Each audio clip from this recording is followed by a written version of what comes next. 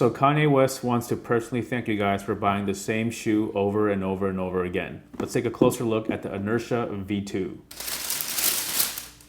What's going on, guys? You're watching Sneaker News on YouTube, and today we're taking a closer look at the Yeezy Boost 700 V2 in the Inertia colorway. Before we get into that, just do us a quick favor, hit that subscribe button, and let's get right into it.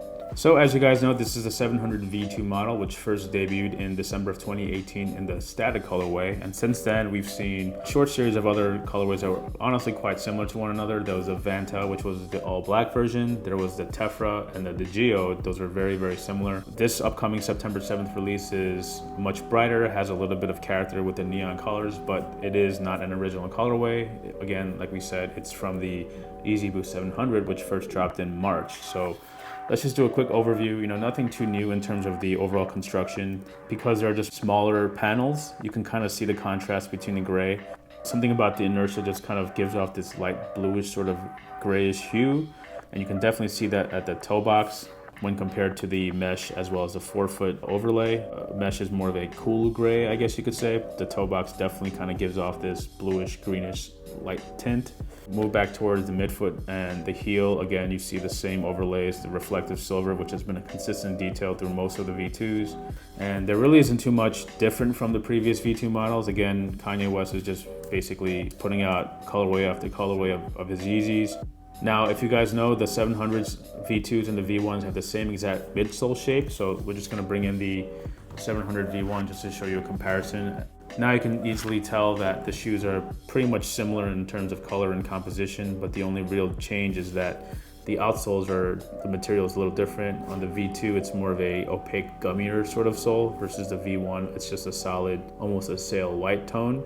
The rest of the midsole is pretty much identical. You have that same two-tone light gray with the dark gray, the same chiseled appearance. The shade of orange seems a little bit lighter on the 700s. Can't really tell with the video, but it's definitely more vibrant and more neonish in the V2. And then if you look at the upper, you can kind of see like the bluish sort of hues that sort of emanate from the shoes. If you look at them just basic lighting, they might just appear gray, but there definitely is like a bluer sort of hue to it. Another thing that we notice is that the suede on the V1s are a little like hairier. Of course, the mesh base layer is also different from the V2 and the V1, but other than that, we don't really see a need to have both. It's basically like the same shoe, but if you're a hardcore 700 fan, then these must be definitely high on your list. Just to go back to the V2 just a little bit, it's definitely one of the more popular Yeezys out right now. Again, there's only a few of them to really choose from anyway, and Kanye is basically just adding simple new colorways to existing models, which is basically the Jordan model. It's reported that he's doing 1.5 billion in sales, which is creeping up toward Jordan territory, so it's pretty interesting to see what happens in the next 18 months to 24 months to see if Kanye could finally jump over Jumpman.